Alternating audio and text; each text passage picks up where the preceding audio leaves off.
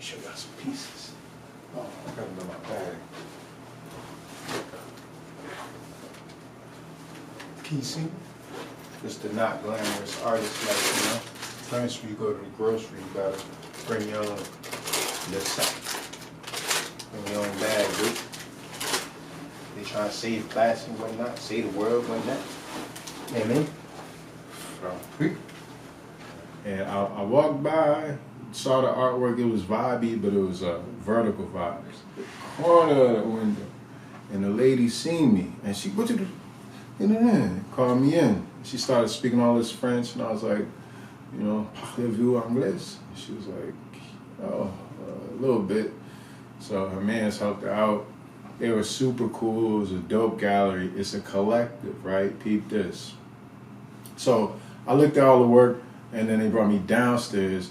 One thing you gotta know about Patty, there's always another spot that's way bigger and better than the first spot. It's just how the city is set up. They go like down and back and whatnot.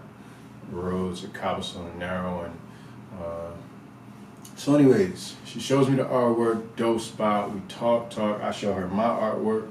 And then they tell me that it's actually a collective. And what happens is the artist pays rent. It used to be a place for workshops.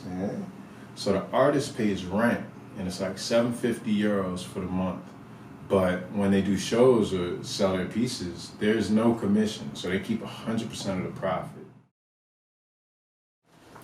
All right, why did I do that? Just a question.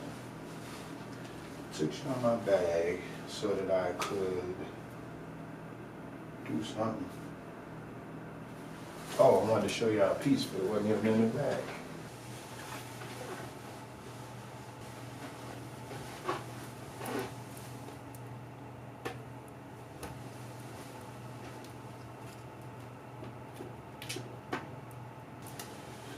See this piece?